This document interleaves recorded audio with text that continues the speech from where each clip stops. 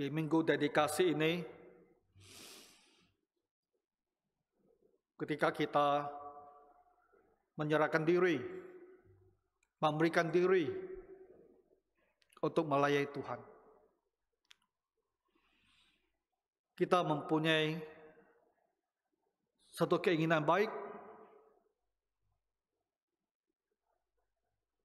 tapi hati kita barangkali juga dipenuhi dengan kekhawatiran. Maka kita bisa setia dan bekerja dengan baik bagi Tuhan. Jadi saya mau bicarakan firman Tuhan dari Yohanes ini untuk meneguhkan hati kita, membangun semangat iman kita. Dari sisi lain, untuk jemaat gereja, supaya kita menyadari bahwa Tuhan peduli sama kita, bahwa Tuhan menyediakan gereja untuk jalan bersama dengan kita di dalam kehidupan kita sebagai orang Kristen. Kita tidak sendirian, tapi ada Tuhan, ada gereja yang menopang kita, sehingga kita bisa berhasil dalam perjalanan kita mengikuti Tuhan Yesus. Bagaimana perasaan Bapak Ibu waktu membaca ayat-ayat ini? Tadi dalam melihat sikap hati Tuhan Yesus terhadap kita. Tuhan Yesus telah bangkit dari kematian dan dia akan kembali ke surga. Dia mempunyai 12 murid, tentu dikurangi 1. Dia juga mempunyai sejumlah pengikut. Dan dia mau pengikut-pengikutnya ini, rasul-rasul ini, akan pergi sampai ke tempat yang jauh untuk memberitakan Injil keselamatan ini, untuk mengumpulkan satu umat orang-orang yang bertobat dan percaya dan diselamatkan. Tapi Tuhan kita akan kembali ke surga. Dia tidak akan lagi ada di muka bumi seperti sebelumnya, 3,5 tahun bersama murid-muridnya ini. Dia tidak akan lagi di antara mereka hidup untuk menjaga mereka, untuk membimbing mereka, untuk melindungi mereka. Tuhan akan naik ke surga. Roh Tuhan akan menyertai mereka.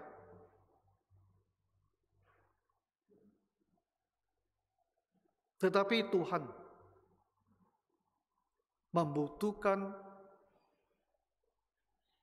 orang-orang untuk menjaga, untuk menggembalakan yang lainnya. Jadi dia berkata kepada Petrus ini, ya, gembalakanlah domba-dombaku. Orang-orang yang percaya, Tuhan memandang kita sebagai domba-dombanya. Ketika kita disebut sebagai domba, domba adalah ternak kesukaan bagi orang Israel. Jadi ketika kita disebut domba, kita langsung merasakan bagaimana Tuhan memandang kita. Tuhan memandang kita dengan rasa suka. Ya.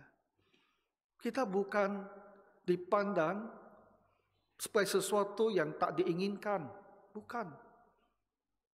Tapi seperti orang Israel yang suka dengan domba. Dan Tuhan menggunakan bahasa ilustrasi ini. Ya, bahwa kita ini adalah domba-dombanya.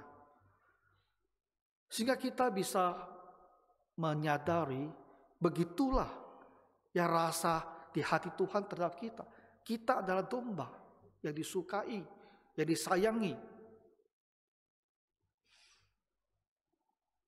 Kalau kita baca dalam kitab-kitab di Perjanjian Lama, ya di Yehezkiel, di Yeremia, di situ kita bisa baca bagaimana Tuhan sebagai gembala, ya, menjaga dan memelihara domba-dombanya. Digambarkan dengan begitu jelas, ya, sikap hati Tuhan terhadap domba-dombanya. Jadi ketika Tuhan Yesus bilang, gembalakanlah domba-dombaku, kita dilihat oleh Tuhan sebagai domba-dombanya. Kesayangan dari Tuhan. Itu sisi yang pertamanya. Sisi yang kedua adalah satu fakta. Baik domba sebagai ternak maupun kita manusia. Domba itu perlu dituntun dan perlu dilindungi.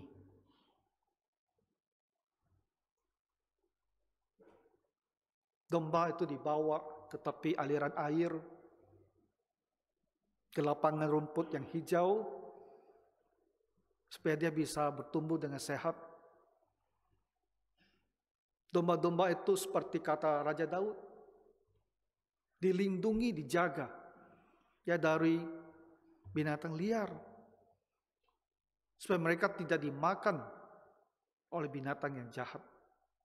Dia harus dijaga, dilindungi, sehingga domba ini bisa bertumbuh besar dan sehat dan selamat. Jadi ketika Tuhan menyebut kita adalah domba-dombanya, maka di dalam pemikiran Tuhan itu juga bahwa kita orang Kristen, apabila tidak ada tuntunan, tidak ada yang melindungi, yang menjaga, kehidupan kita sebagai orang Kristen bisa saja menjadi mundur. Kita kehilangan semangat untuk beribadah. Ya, kita tidak tertarik dengan hal-hal tentang Tuhan. Kita bisa juga disesatkan oleh banyaknya ajaran-ajaran yang berkembang, yang bisa kita akses dengan begitu mudahnya pada masa sekarang. Tuhan Yesus memandang kepada kita sekalian, dan dia bilang, gembalakanlah domba-dombaku. Dia mau orang-orang Kristen itu harus digembalakan. Jangan dibiarkan, ya, mereka sendiri, supaya mereka jangan harus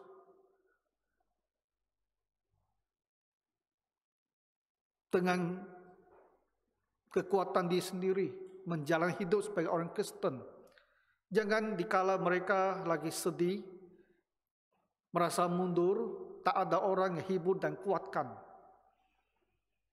Jangan tak ada orang yang ingatkan, ya, ada hal-hal yang berdosa yang harusnya kita hindari.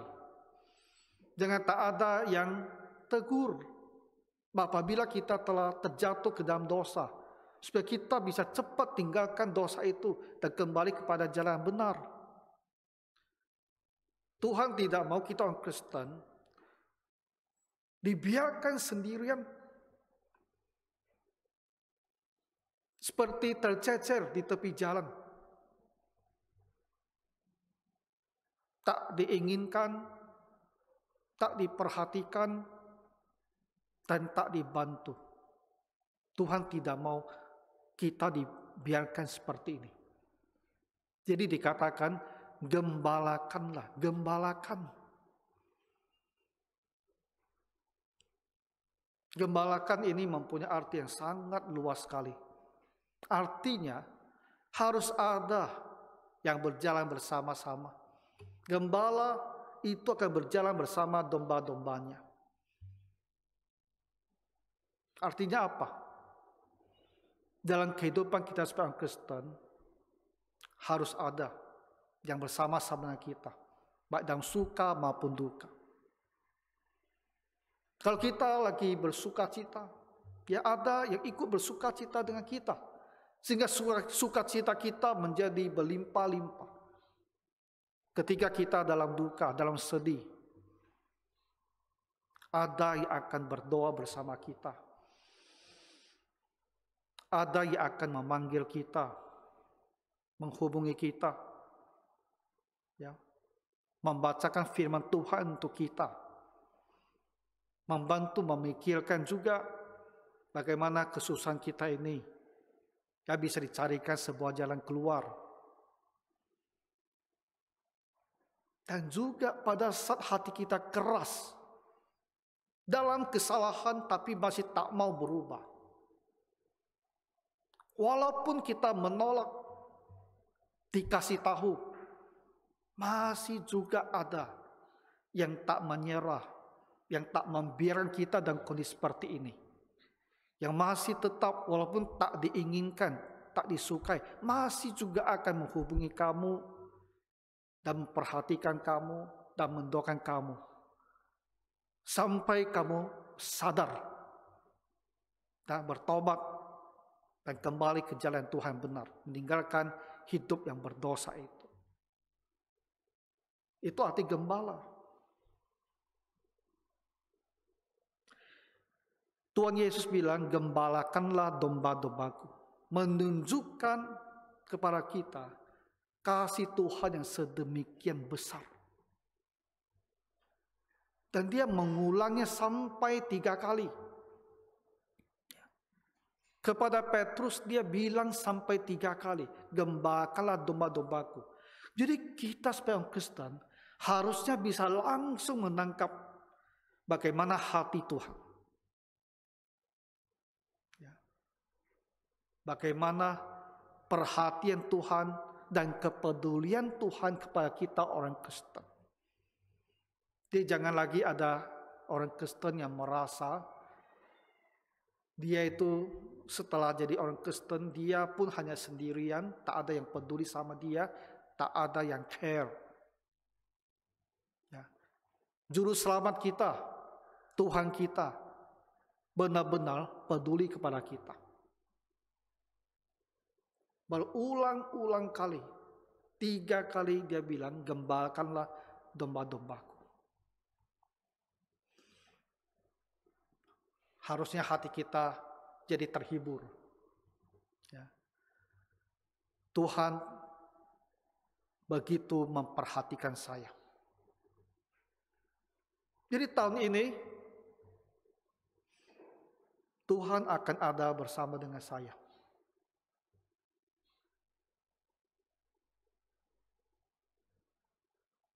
Kita masih belum tahu bagaimana tahun ini akan berkembang, hal-hal yang akan muncul. Apakah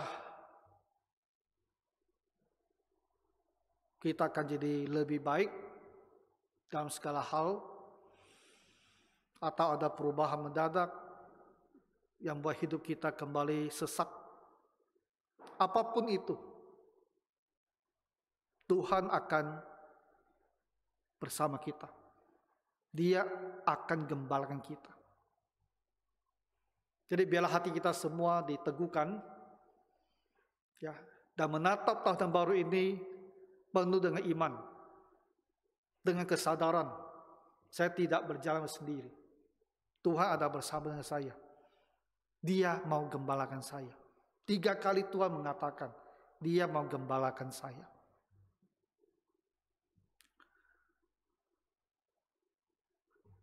Kemudian sekarang kita lihat sisi yang satu lagi, sisi Petrus. Dari sisi orang-orang yang diberikan tugas untuk penggembalaan. Bagaimana harus menjadi sikap hatinya.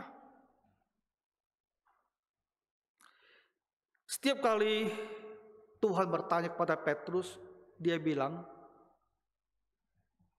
benar Tuhan, Engkau tahu aku mengasihi Engkau. Kedua kalinya dia juga bilang, benar Tuhan, Engkau tahu bahwa aku mengasihi engkau. Dan ketiga kalinya dia bilang, dia tambah kalimatnya, Tuhan, engkau tahu segala sesuatu. Engkau tahu bahwa aku mengasihi engkau. Betapa indahnya hati Rasul Petrus ini. Di dalam hatinya berlimpah-limpah dengan kasih kepada Tuhan. Karena dia telah mengenal Tuhan Yesus. Dia berjalan bersama Tuhan Yesus 3,5 tahun. Mendengarkan dia, melihat dia. Mendengarkan semua ajarannya. Dan melihat semua perbuatannya yang besar. Dan dia menyaksikan kuburnya yang kosong. Dia yang menyaksikan Tuhan yang telah bangkit kembali. Di dalam hatinya tidak ada keraguan bahwa Yesus ini sungguh-sungguh adalah anak Allah, juru selamat dunia. Tuhan Yesus inilah sumber kehidupan kita. Dialah yang akan mengampuni semua kesalahan kita. Dia akan membawa kita ke surga. Dia akan memberikan kita kebangkitan untuk hidup kekal selama-lamanya di dalam kerajaannya. Dia tak ada ragu sama sekali. Karena itu adalah sebuah fakta, sebuah kenyataan yang dia saksikan sendiri. Maka kepada Tuhan yang hidup ini, yang mengasihi dia sampai rela mati di kayu salib, darahnya sendiri, darah Tuhannya sendiri membersihkan, masuk bersih semua dosa dan kesalahan dia. Dia bilang, Tuhan, engkau tahu aku mengasihimu. Hati kita semua harus berbicara seperti Rasul Petrus ini. Tuhan, aku mengasihimu.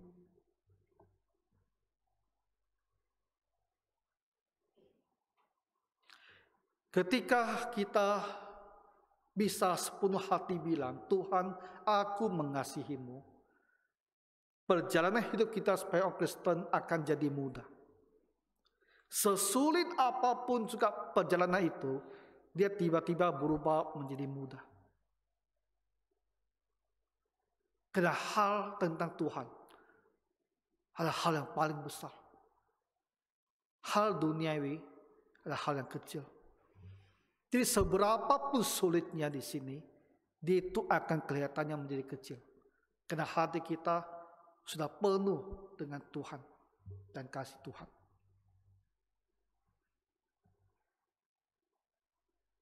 Kita tak akan ada lagi kesulitan dalam beribadah, malas beribadah akan berlalu. Kita akan mudah meninggalkan dosa. Kita tidak mau lagi berbuat dosa. Itu akan terjadi dalam hidup kita. Kita akan mudah mengampuni orang yang bersalah pada kita. Kita akan mudah sekali melayani Tuhan, mencari-cari kesempatan supaya kita bisa berbuat sesuatu bagi Tuhan Yesus.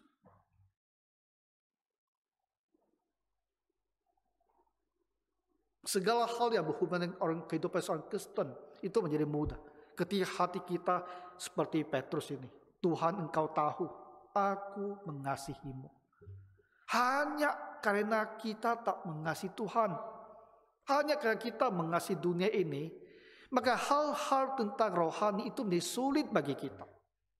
Kapan kita berubah?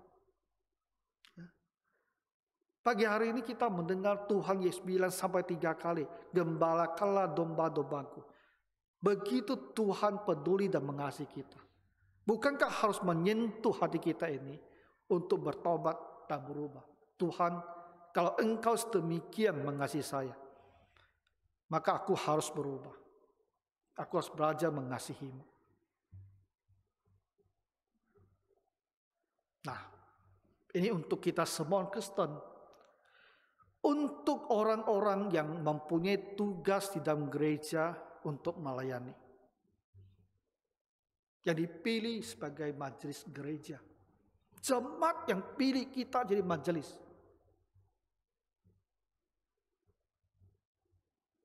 Kita adalah bahagian daripada jemaat. Dan jemaat memilih kita menjadi pengurus gereja. Menjadi majelis gereja. Kita harus lebih lagi mempunyai hati demikian yang mau menggembalakan jemaat. Karena setelah Tuhan bertanya kepada Petrus, apakah engkau mengasihi aku? Dalam hati pikiran Tuhan Yesus adalah dia mau Petrus membantu dia menggembalakan jemaatnya. Karena Tuhan akan ada di surga. Rohnya lah yang akan menyertai jemaat, menyertai Petrus. Tapi di dalam pekerjaannya sehari-hari, dia butuh manusia. Manusia di antara manusia. Jadi dia butuh Petrus untuk perhatikan para pengikutnya. Jadi dia bertanya kepada Petrus, apakah engkau mengasihi aku? Tuhan ingin serahkan tugas memperhatikan para pengikutnya ini kepada Petrus dan rasul-rasul yang lain. Makanya bilang, kamu gembalakanlah domba-dombaku. Jadi majelis gereja yang pertama-tamanya punya tugas ini. Karena kita dipilih oleh jemaat. Dan kita telah menerima pemilihan ini. Kita harus menggembalakan jemaat ini. Kita harus mewakili Tuhan Yesus, memperhatikan semua orang yang masuk lewat pintu gereja kita ini. Tak boleh ada yang tercecer.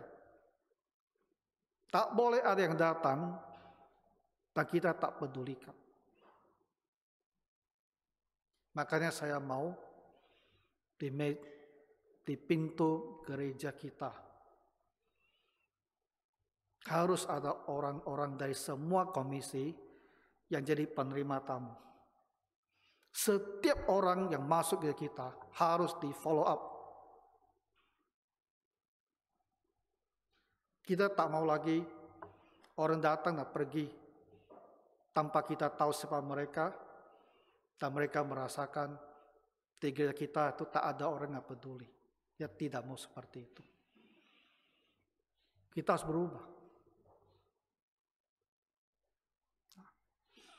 Jadi majelis termasuk gembala sidang, bagian dari majelis yang dipilih, ini yang punya tugas benaran untuk menggembalakan jemaat. Kedua, anggota-anggota benar pekerja lain, kita yang diundang dan kita menerima undangan ini untuk melayani. Kita itu di level yang kedua, harus memperhatikan jemaat ini. Nah, di dalam gereja kita, Bapak Ibu, saya jelaskan bagaimana pola penggembalaan kita. Supaya bisa efektif, penggembalaan itu dilaksanakan melalui komisi. Ya. Saya sebagai gembala sidang pasti akan memperhatikan kamu. Kapan saja kita perlu bicara, perlu ketemu, kita akan lakukan. Tapi kegiatan yang sifatnya rutin, ya, kita laksanakan melalui komisi. Jadi semua yang masuk di gereja kita itu kita bagi-bagi dalam komisi. Dia mulai dari komisi sekolah minggu. Semua anak kecil yang masuk itu di bawah komisi sekolah minggu. Semua anak. Apakah dia ada datang ke sekolah minggu atau dia tidak datang ke sekolah minggu, yang akan menjaga anak-anak ini tetap adalah komisi sekolah minggu. Dari komisi sekolah minggu kita masuk ke remaja. Ya. Komisi remaja lah yang akan memperhatikan semua remaja gereja kita. Baik yang datang ke persekutuan remajanya atau yang tidak datang. Komisi remaja yang akan jaga semua anak-anak remaja. Pemuda, muda-mudi, itu di bawah komisi muda-mudi. Sama juga. Sebagian dari jemaat muda-mudi kita kan tidak hadir di persekutuan.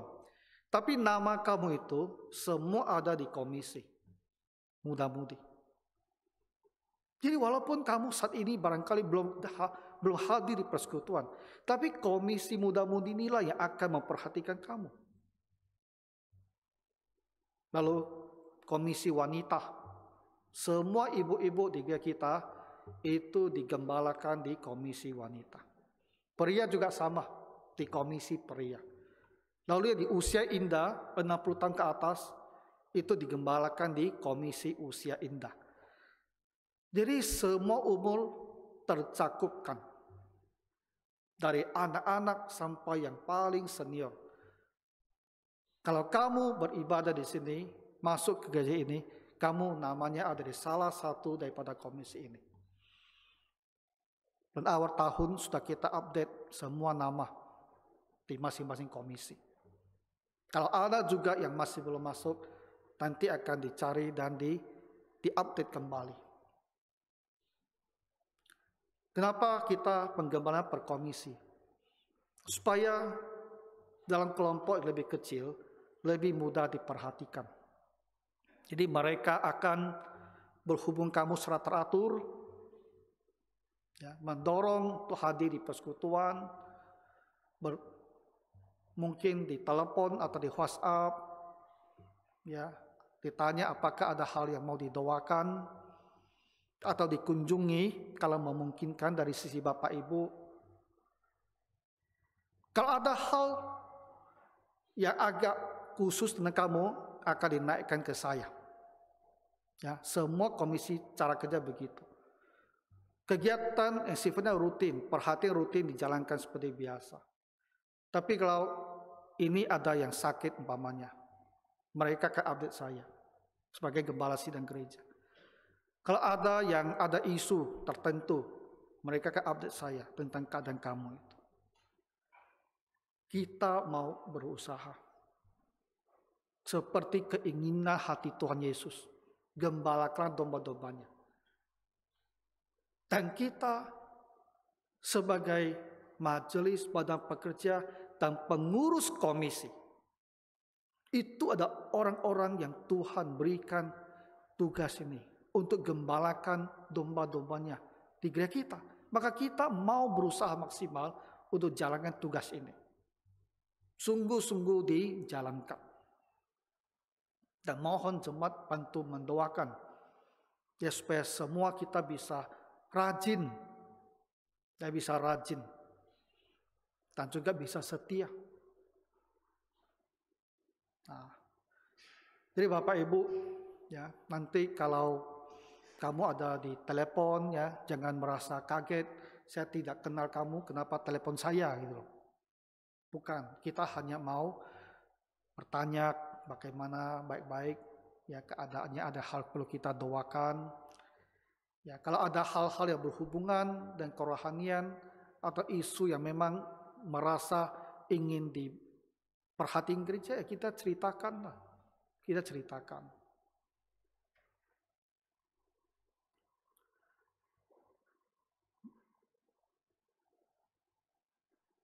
Seperti gembala, dia berjalan bersama domba-dombanya.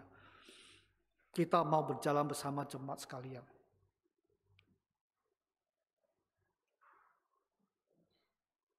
Tidak hanya dalam hal-hal kerohanian. Di luar hal-hal kerohanian, gereja juga mau sedapat mungkin, ya, ikut menjadi saluran berkat seperti Tuhan Yesus. Dia tidak hanya memberitakan Injil, tapi dia melakukan banyak hal, ya, untuk menolong kesusahan yang dialami oleh mereka yang mengikutinya. Kita ingin Bapak Ibu segala-galanya menjadi baik. Hidup kita banyak kesusahan, dan kita ingin menjadikannya baik. Jadi ada yang akan secara teratur, ya, berhubungan. Kalau memungkinkan Bapak Ibu terimalah kunjungan itu, ya.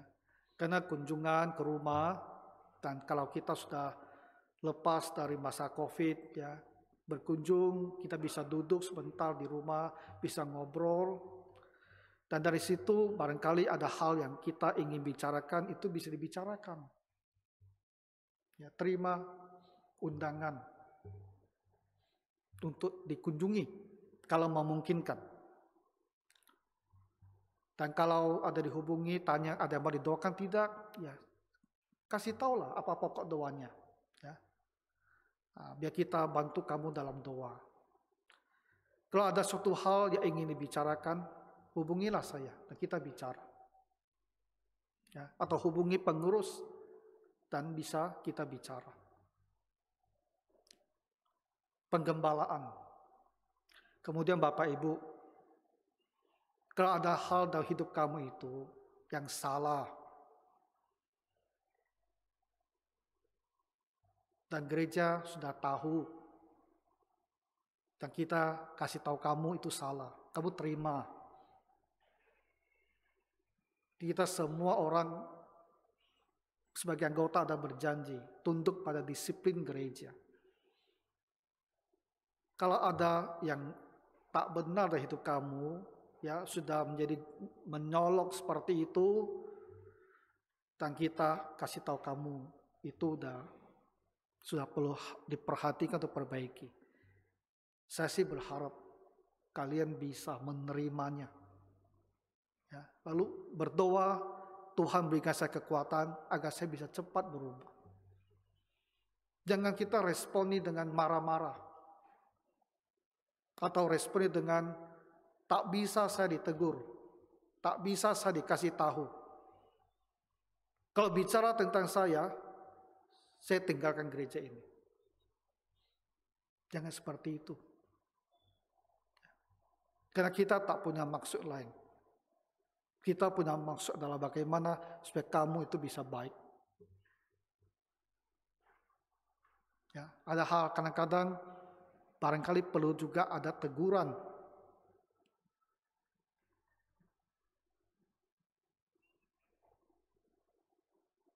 Nah, kemudian bagaimana menggembalakan jemaat? Harus membangun iman. Harus membangun pemahaman kita tentang Tuhan Allah. Lebih ngerti Tuhan. Itu akan membuat kita semakin percaya padanya, semakin mau bersandar kepada Tuhan. Jadi gereja dalam menggembalakan punya banyak tugas mengajar.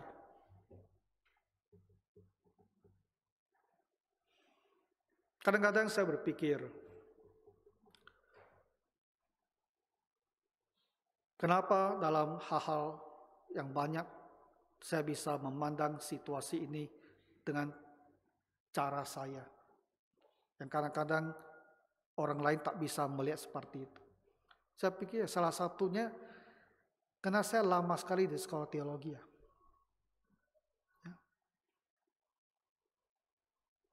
Dari umur 20 tahun saya sudah di sekolah teologi. Sampai sekarang saya masih kuliah. Belajar dan baca terus. Jadi pengetahuan teologi, pengetahuan Alkitab itu kan banyak sekali masuk. Nah itu menjadi tulang punggung buat kita bisa tegak gitu. Tapi kadang saya pikir jemaat, kenapa jemaat dia punya sikap seperti ini, kenapa kelakuan seperti ini, kenapa dia buat seperti ini? Saya pikir pasti ada kaitan dengan, walaupun bukan sepenuhnya, tapi pasti ada hubungan dengan hal-hal yang mereka pahami tentang Tuhan, pengetahuan tentang Alkitab. Masih kurang banyak. Sehingga dia tidak mempunyai pemahaman. Jadi gereja harus mengajar sebanyak-banyaknya. Tapi Bapak Ibu harus mau belajar. Ya, harus mau belajar. Dulu pendeta saya, kepala sekolah di FEBC, dia pernah ya bikin satu pernyataan. Waktu itu ya saya dengarnya kaget gitu. Dia bilang di depan orang banyak, semua orang Kristen itu harus ke STT itu. Semua orang Kristen harus ke sekolah teologi. Maksudnya bukan kamu harus menjadi hamba Tuhan, bukan. Maksudnya adalah setiap orang Kristen harusnya mempunyai pengetahuan yang begitu baik seperti seorang hamba Tuhan. Jadi dia sendiri berlimpah-limpah dengan pemahaman firman Tuhannya. Dia tahu apa kehendak Tuhan. Sehingga dia bisa melakukan apa yang Tuhan inginkan bagi dia dalam hidupnya. Jadi Bapak Ibu, kita juga mendengarkan demikian. Saya mau lebih banyak mengerti firman Tuhan. Saya mau banyak membaca. Jadi di rumah kamu harus membaca Alkitab. Sekarang kita pun bisa mendengarkan Alkitab audio. Ya. Kita duduk, nyalakan audionya, kita dengar. Dengan mudah sekali kita bisa dengar 3-5 pasal. Hanya butuh paling belasan menit, 20 menit. Kita bisa duduk, dengar. Dengar, perhatikan gitu loh. Saya sekarang suka buat seperti ini. Duduk, dengar. Kalau baca baca, kita harus gunakan satu sense kita, indera kita untuk membaca, dan otak kita masih harus proses apa yang kita baca. Seperti ada 2 kegiatan di situ. Tapi kalau mendengar tidak perlu, langsung diproses. Tidak ada, dengar sih memang masuk tapi langsung firman Tuhan itu bisa kita proses. Jadi sehingga kita dengar, oh ini. Jadi baca Alkitabnya, dengar Alkitabnya setiap hari. Itu paling dasar. Tapi adalah fakta. Kadang-kadang kita baca dan kita tidak mengerti lagi bicara tentang apa.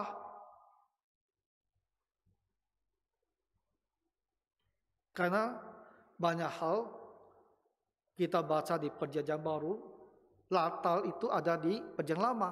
Kalau kita tak ngerti apa ada di Perjanjian Lama, kadang kita baca kita tak ngerti. Kenapa tiba-tiba hal ini disebut? Itu lagi ngapain? Jadi pengetahuan itu harus dipelajari.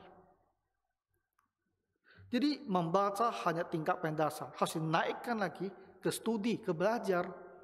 Nah, belajar itu kita juga bisa belajar mandiri. Cari kamus Alkitab, cari peta Alkitab, cari buku penafsir yang baik.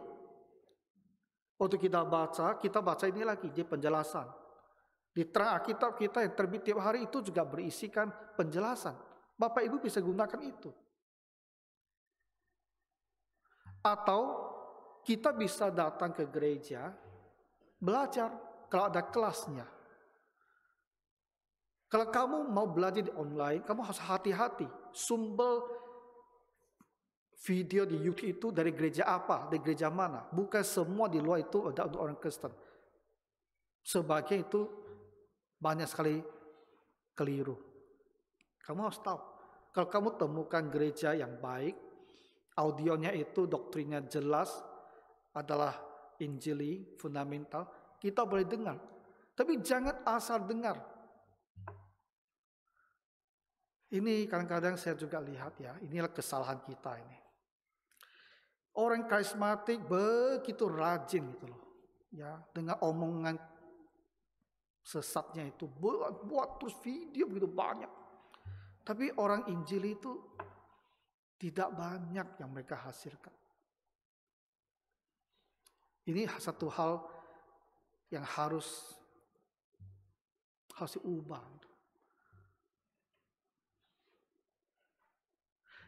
Dan kamu harus ingat satu hal Bapak Ibu. Di YouTube itu banyak pendeta itu bikin video. Itu hanya mau mencari uang AdSense-nya, uang iklannya.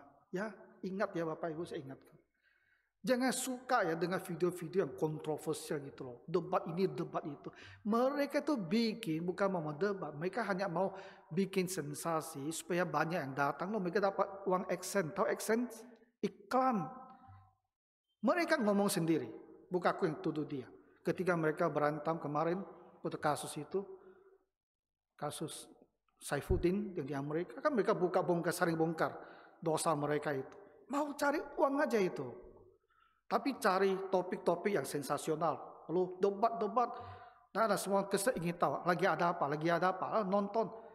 Kamu nonton dia dapat uang. Kasih tahu kamu. Itu dunia Kristen pun jahat sekali ini. Maunya hanya cari uang. Nah, jadi yang online itu hati-hati. Kalau kamu tak jelas, konsultasikan ke kami. Itu boleh, tak baik, tak dinonton. Kalau itu hal yang baik, kita pasti bilang itu baik dan kamu nonton. Saya pun nonton. Ya, tapi kita cari yang baik. Ya, ada gereja-gereja yang baik, Mandarin pun ada, Inggris pun ada, bisa kamu nonton. Indonesia pun ada. Nah, jadi banyak cara kita belajar. Tahun ini kita akan mulai STAPI, Sekolah Teologi Alkitab Presbyterian Indonesia. Dan setiap bulan ada satu kursus yang selesai dalam 4 pertemuan saja. Saya tidak mau bikin yang sifatnya semesteran, yang butuh 4 bulan. Nanti kamu tak bisa komitmen. 4 bulan itu kan 14 kali. Jadi kita bilang 14 kali susah sekali. Tak bisa saya komitmen 14 kali. Tidak. Kita hanya minta komitmen 4 kali pertemuan. Jadi bulan ini kita terbitkan. Ya. Dan kamu lihat, mau belajar ini enggak? Kalau mau komitmen 4 minggu, 4 kali datang. Belajar sudah selesai. Bulan depan satu lagi kursus keluar. Mau tidak? Kalau kamu mau lanjut. Kalau tidak mau istirahat dulu. Jadi komitmennya ringan, hanya 4 kali pertemuan. Ya, Senin malam jam 7 sampai jam 9. Semuanya sudah kita susun 10 kali mulai Februari nantinya. Jadi kalau bisa, kamu ambillah kelas ini, datang dan belajar. Ya. Senin malam kasih 2 jam belajar sesuatu tentang Tuhan. Sesuatu hal yang menolong kita bisa lebih mengerti firman Tuhan, belajar. 1 bulan bagus, kalau bulan ke depan tak bisa ya tidak apa. Karena mata kuliahnya itu memang berbeda-beda terus. Nah, belajar. Terang Alkitab yang dikirim tiap hari, bacalah itu. Hanya butuh 5 menit paling, ya baca, dan baca. Kita harus banyak belajar firman Tuhan. Gereja menggembalakan jemaat ya. Pertama-tama sebetulnya adalah melalui pengajaran firman. Kenapa tahu tidak? Ketika ya Bapak Ibu banyak sekali pengetahuan firman Tuhan, banyak isu-isu yang muncul di hidup kita itu tak akan muncul. Banyak isu dalam hidup kita yang kita butuh didoakan, butuh di counseling, butuh itu karena kita tak mengerti firman Tuhan, lalu kita timbulkan isu-isu seperti itu. Tapi kalau kita itu banyak memahami firman Tuhan, kita sendiri akan menjauhi hal seperti ini. Kalau timbul juga suatu hal dalam hidup kita, kita akan punya kemampuan untuk mengatasi sendiri. Mengajar firman Tuhan itu adalah sangat-sangat penting sekali.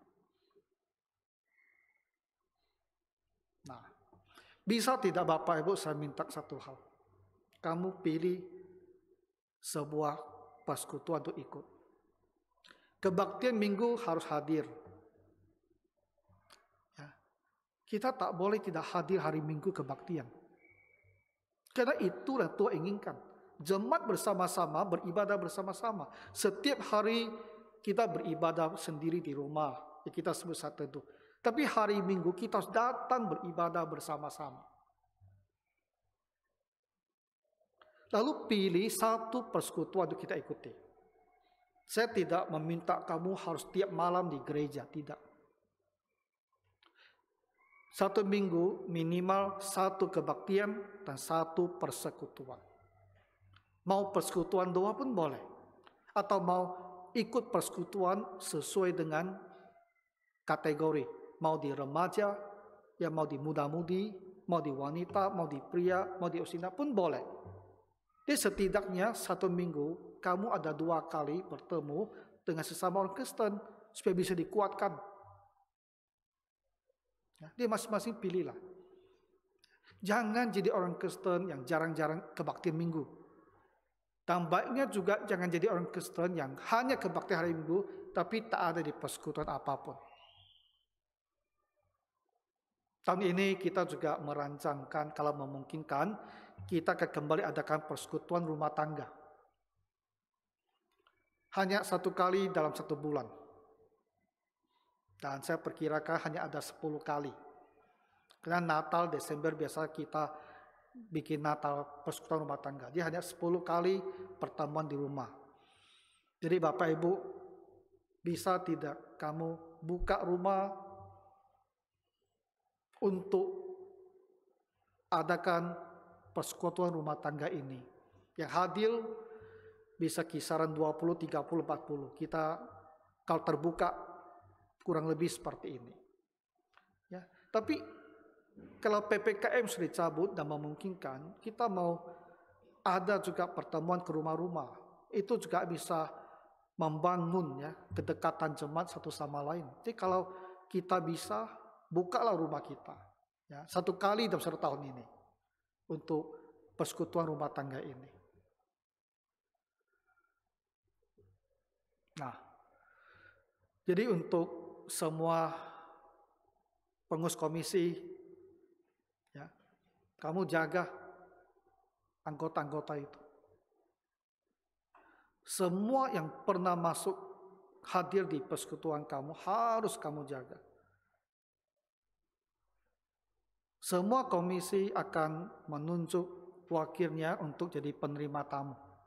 Semua komisi.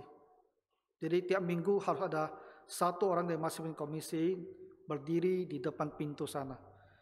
Kalau ada orang baru yang datang, sesuai dengan jenjang umurnya, komisi yang mana akan melayani.